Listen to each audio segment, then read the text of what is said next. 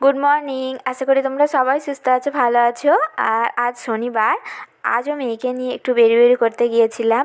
তো আজকের ভিডিওতে মানে সুখ আর দুঃখ দুটোই রয়েছে, তোমাদের সাথে শেয়ার করব। অবশ্যই তোমরা পুরো ভিডিওটা দেখো। দেখো, সকালে মেয়েকে দুধ দিয়ে কেলক্স খাইয়েছিলাম।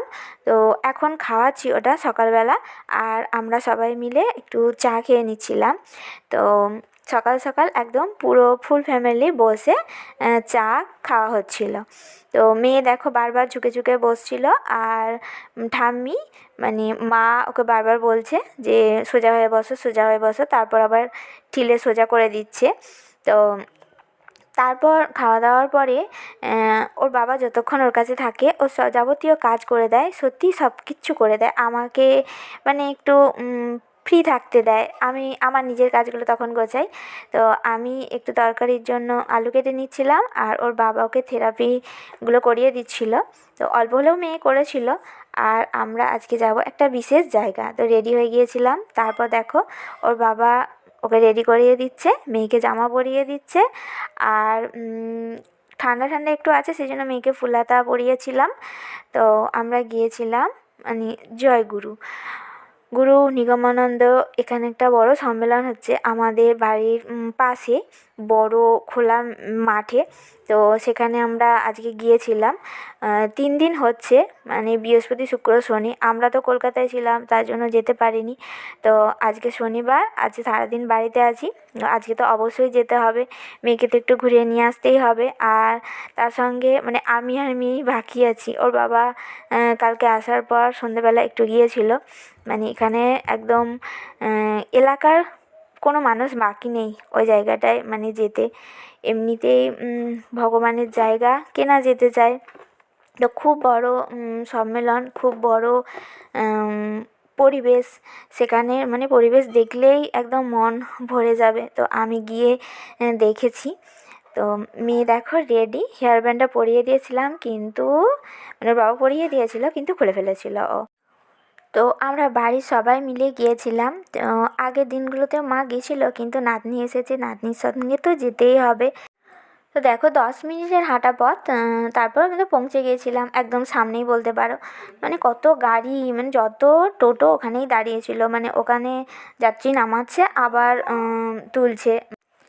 তো মানে কত টোটো যে দাঁড়িয়ে আছে তার ঠিক নেই। তো দেখো আমরা পৌঁছে গিয়েছিলাম। খুব বড় মাঠ, এই সময় ধান কাটা হয়েছে, মাঠ পুরো ফাঁকা। সেই মাঠের মাঝে অনুষ্ঠিত হচ্ছিল। তো শ্রী শ্রী নিগমানন্দ মানে জয়গুরু। তো খুব ভালো লেগেছে, খুব ভালো লেগেছে। আর এসব জায়গায় কার না ভালো লাগে। আর বাইরে থেকেও এত বাস এসেছিল, ভলভো গাড়ি, মানে হাজারে হাজারে বলতে পারো ভক্তরা। তো আমি ওসব কিছু দেখতে পাইনি, কারণ আজকে তো শেষ দিন।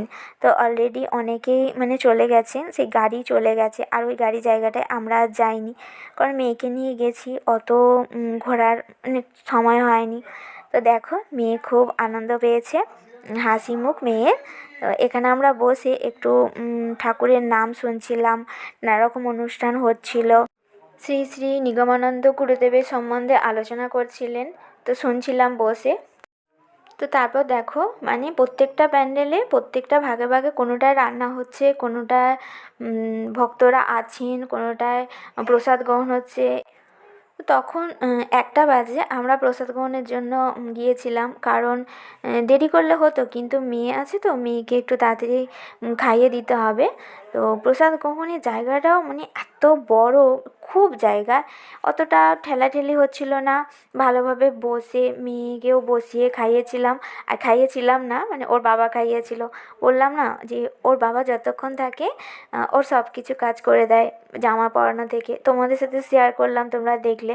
তো দেখো এটা দেখাচ্ছি, রুটি হচ্ছিল ওখানে, এত বড় তাওয়া।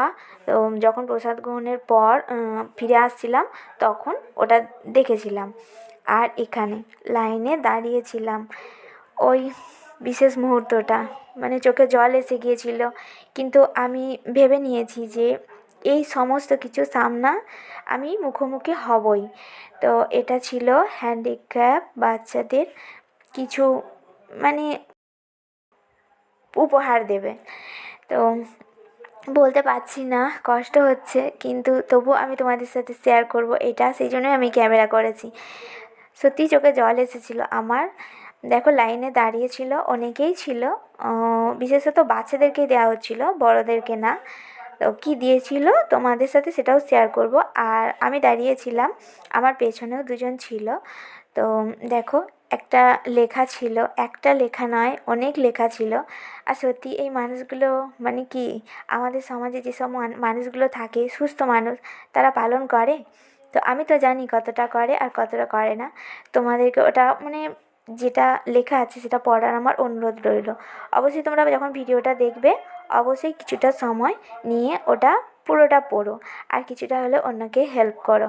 তো এটা আমার ননদ আর আমার ভাগ্নি এসেছিলো, আমরা সবাই একসাথে ঘুরছিলাম। তো কিছুটা আনন্দ, কিছুটা মানে দুঃখ নিয়েই আজকের দিনটা কেটেছে। আর বেলুন, মেয়ের জন্য আসার সময় বেলুন কিনেছিলাম। আর মেয়েকে নিয়ে তখন ওর বাবা বাড়ি চলে গিয়েছিল, মানে এসেছিলো আর কি। তো দেরি হচ্ছিলো, তো আমি লাইনে দাঁড়িয়েছিলাম, তোমরা দেখলে মেয়ের যে গিফট দেবে ওটা নেওয়ার জন্য। আর দেখো ননদ আর ভাগ্নি বাড়ি চলে গেল, মানে ওদের বাড়ি বেশি দূর নয়। তো বাড়ি চলে গিয়েছিলো, বলেছিলাম যে দিদি আজকে বাড়িতে এসো থাকবে, তো বললো যে না থাকবো না, পরে আসবো।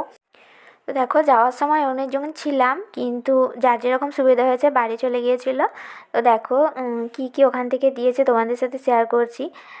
খাতা, 3টে খাতা, আর রং পেন্সিল, উড পেন্সিল, আর পেন, আর একটা বোর্ড আছে।